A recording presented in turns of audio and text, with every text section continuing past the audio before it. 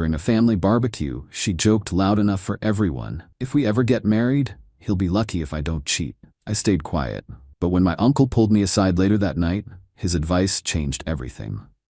My family has a tradition. Every year on the last weekend of summer, we have a huge barbecue at my uncle's house. It is an all-day affair with 3 generations of my family, tons of food, and a lot of loud, happy noise. It is a day about roots, about connection. It is the last place on earth you would expect your life to fall apart. But that is exactly what happened to me on Saturday. My name is Tom. I am a project manager for a commercial construction company. I build things, big things, skyscrapers, hospitals, university buildings. My job is to take 1,000,000 chaotic pieces and turn them into a single, solid, functional structure. I bring order to chaos. I thought my relationship with my girlfriend Sarah was the most solid structure in my life. We had been together for 2 years, living in a house I owned for the last one. We were partners. We had a plan. Marriage, kids, the whole deal. It was a blueprint I trusted. Sarah is beautiful, funny, and the life of every party. She has a wild streak that I found exciting. It balanced out my more serious, structured nature, or so I told myself. My family adored her. They loved her energy, her stories. She fit in seamlessly. Saturday was a perfect late summer day. The barbecue was in full swing. My cousins were throwing a football, the kids were running through sprinklers, and the adults were gathered on the deck, laughing and drinking beer. I was at the grill flipping burgers, feeling completely content. Sarah was holding court with a group of my female cousins and my aunt. They were talking about a recent celebrity wedding, and the conversation drifted to our own plans. I could hear them from the grill, and I was only half listening. Then I heard my cousin ask, "So, when are you two going to make it official?" And that is when Sarah dropped the bomb. She laughed, a loud, theatrical laugh that made a few heads turn. "Oh God, I don't know," she said, her voice carrying across the deck. "If we ever get married, he will be lucky if I don't cheat." The laughter on the deck died. The conversation stopped. In the sudden silence, the only sounds were the sizzle of the burgers on the grill and the distant shouts of the kids.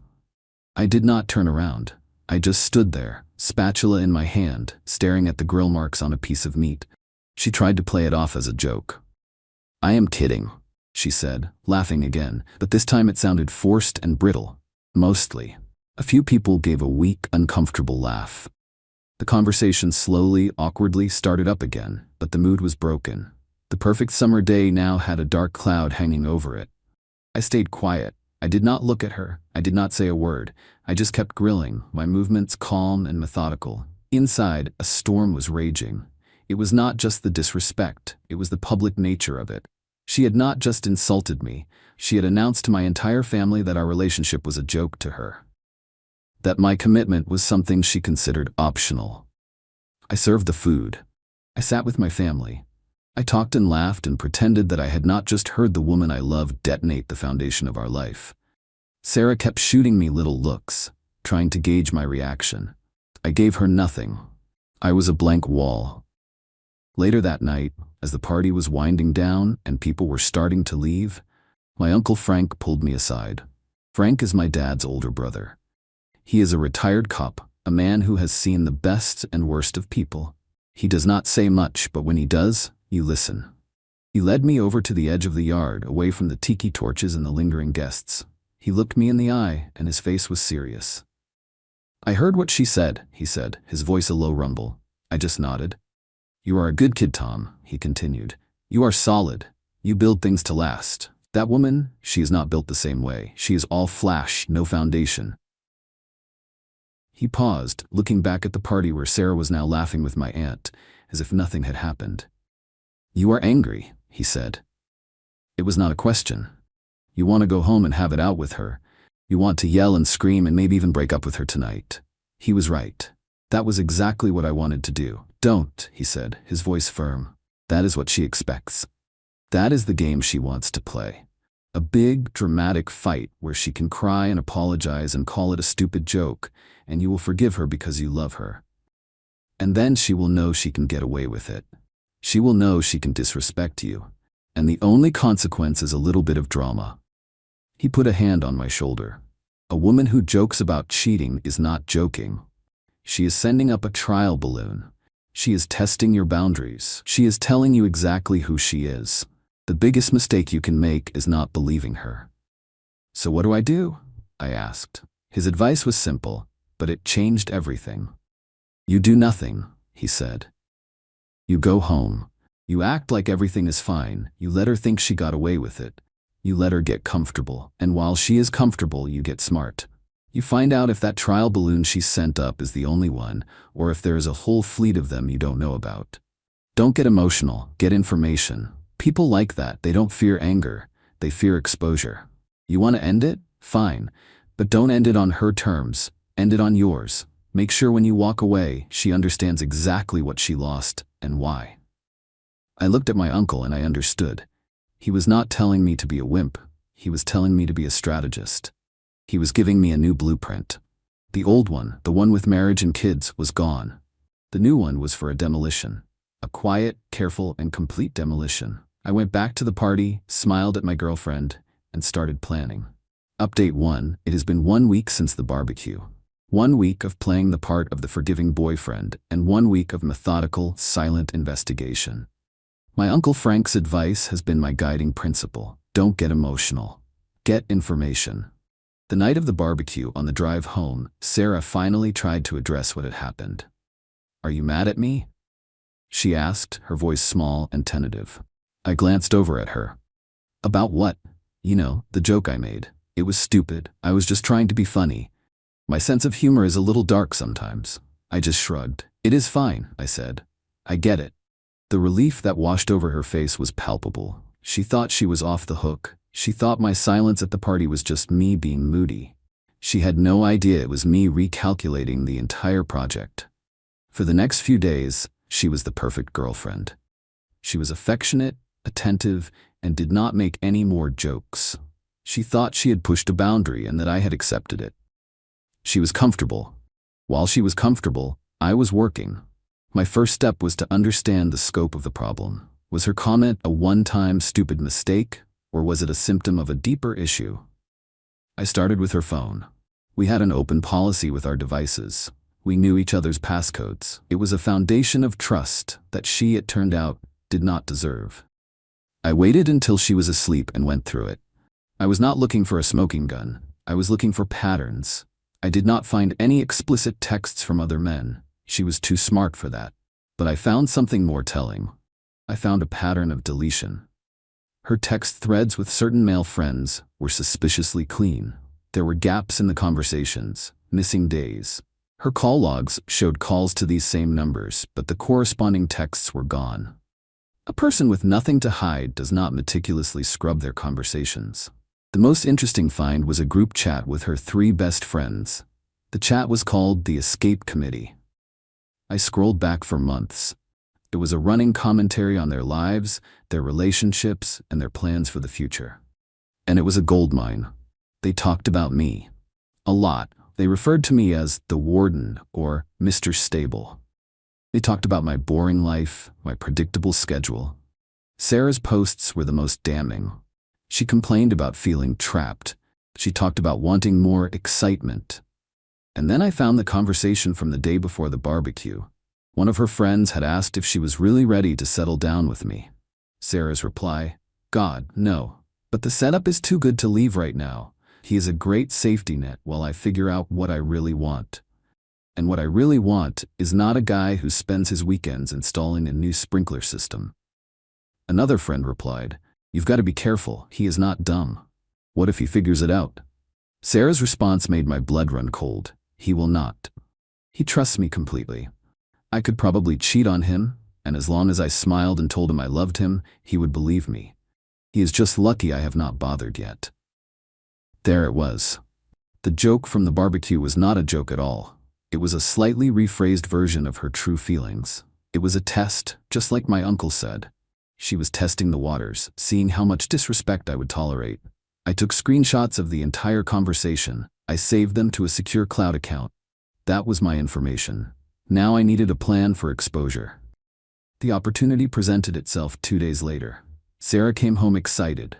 Her best friend, the one who had asked if she was ready to settle down, was getting engaged. Her fiancé had proposed on a trip to Paris. They were going to have a big fancy engagement party in 3 weeks at a downtown hotel. "It is going to be amazing," Sarah said, her eyes shining. "Everyone is going to be there. We have to get you a new suit." A party. A big fancy party, full of her friends and the people she wanted to impress. The stage was perfect. I spent the next week preparing. I continued to play the part of the perfect boyfriend. I helped her pick out a dress for the party. I booked an appointment to get a new suit. I listened to her talk endlessly about the engagement, about Paris, about the size of her friend's diamond. Meanwhile, I was making my own preparations. I contacted the event planner for the party, a woman my company had worked with on a few corporate events. I told her I wanted to do a special surprise for the newly engaged couple. I wanted to put together a slideshow of pictures of them to be played on the big screens at the party. She thought it was a wonderful idea and gave me the technical specifications for the video file. I spent hours putting the video together. It started innocently enough. Pictures of the happy couple, pictures of them with their friends, including Sarah. I even included a few pictures of me and Sarah, smiling, looking like the perfect couple. But the last 30 seconds of the video were different. The last 30 seconds were the screenshots from her group chat. I set the screenshots to scroll slowly across the screen, her own words appearing in huge, undeniable letters set to a soft, romantic piano score. "He is a great safety net while I figure out what I really want. He trusts me completely. He is just lucky I have not bothered to cheat yet." The video was ready. The stage was set. All I had to do was wait for the performance. Sarah thought this party was about her friend. She had no idea it was about to be her grand finale. Update 2. The night of the engagement party felt like the calm before a hurricane. I was not nervous. I was focused. I had a job to do, a structure to demolish, and I had the right tools for the job. We arrived at the hotel ballroom, and it was exactly as Sarah had described. It was a sea of expensive dresses, tailored suits, and the quiet hum of people who believed their own hype. Sarah was in her element, flitting from group to group, laughing and air-kissing, dragging me along like a well-behaved accessory. I just smiled, nodded, and played my part. I found the event planner and gave her the thumb drive with the video file. "It is all set," I told her. "Just play it right after the father of the bride's toast." She gave me a thumbs up and disappeared into the control booth. An hour into the party, the toasts began. The father of the bride gave a tearful speech. The groom's best man told a few embarrassing stories. Then the groom himself got up and gave a heartfelt tribute to his new fiancée, Sarah's best friend. As he finished, the lights in the ballroom dimmed. The event planner's voice came over the sound system.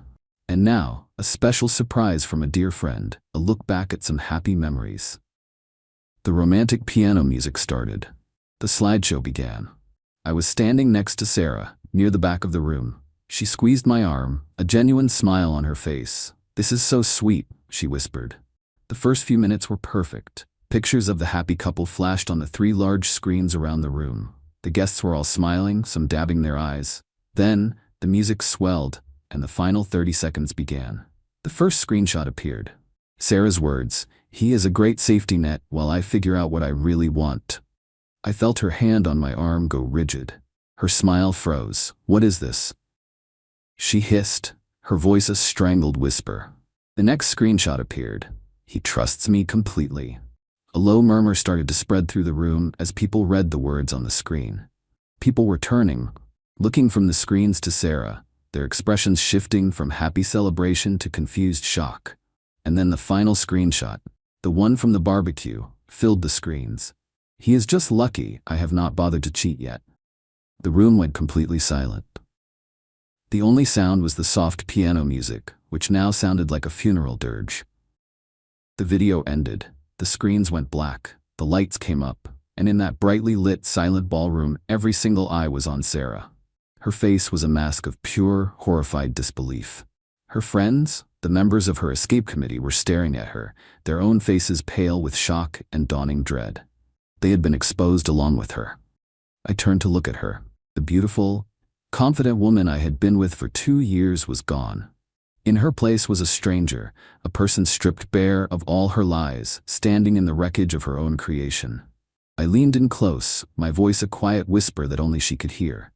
The joke is not funny anymore, is it? I did not wait for an answer. I took a step back, turned, and walked out of the ballroom. I did not run. I did not look back. I just walked, my steps steady and even, leaving the chaos behind me. As the ballroom doors swung shut, I heard the first sounds of the aftermath. A woman crying, a man shouting. The storm had finally broken. My Uncle Frank was waiting for me in the hotel lobby.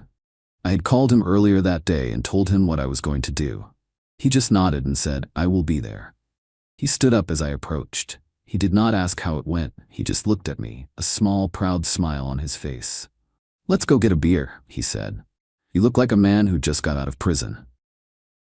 And he was right, I was free. Final update. It has been 6 months since the engagement party. The demolition is complete, and I have spent the time since then clearing the site and starting to build something new. The final chapter of this story is not about drama or revenge. It is about consequences and the quiet, satisfying process of moving on. The fallout from that night was immediate and absolute. The engagement party ended in chaos. Sarah had a complete meltdown. Her friends, the escape committee, were caught in the blast. The bride-to-be, her supposed best friend, was furious that her perfect night had been ruined. Their friendship, I am told, is over. Sarah's social life was obliterated. The story of what happened spread like a virus through her circle. The evidence was undeniable. She was not the victim, she was the architect of her own humiliation. The friends she had tried so hard to impress saw her for what she was, a user, a person who saw relationships as a temporary convenience. They abandoned her. She tried to launch a counter-offensive, of course. She told people I was a psycho, that I had doctored the screenshots, that I was a controlling monster. But it did not work. My reputation was solid. And her own words, displayed for all to see, were too damning. She lost her job. It turned out the fiancé of her friend, the groom from the party, was a partner at the marketing firm where she worked. He did not fire her directly. He did not have to. The work environment became so toxic, so full of whispers and sideways glances, that she was forced to resign. She had to move out of my house, of course. I had already packed her things. She sent her father to come and get them. I was not there. I left the boxes in the garage. Her father, a man I had always respected, did not even look me in the eye when I saw him briefly a few weeks later. The shame was too great. She is now living in a small apartment across town. She is working a low-level job, trying to rebuild her life. She has no friends, no partner, and a reputation that will follow her for a long time. I received one communication from her about 2 months ago. It was a long, rambling email. It was a mix of apologies, accusations, and self-pity. She wrote that the barbecue comment was the biggest mistake of her life. She wrote that she did not really mean it, that she was just trying to sound cool and detached. She wrote that my uncle was a cruel old man for giving me the advice he did. That was the line that made me realize she still did not get it. She was still blaming someone else. She was blaming her joke. She was blaming my uncle. She was blaming everyone but the person who was actually responsible, herself. I deleted the email without replying. My life is good. It is quiet. It is stable. I have been spending a lot of time with my family, with the people who form my real foundation. My Uncle Frank and I go fishing every other weekend. We do not talk about what happened, but we do not need to. He just claps me on the back and says, "You did good, kid." The revenge was not the slideshow. It was not the public humiliation. The real revenge was in the simple act of believing her. She told me exactly who she was with that joke at the barbecue. My uncle's advice was not about revenge, it was about self-respect. He told me to believe her, and I did. I took her at her word, and I acted accordingly. She thought she was playing a game where she could have my stability while keeping her options open. She did not realize that for me, commitment is not a game. It is a structure. It is a promise. And when you prove that your promises are worthless, I do not get angry. I just tear down the building and start over on solid ground. And the new foundation I am building is stronger than ever.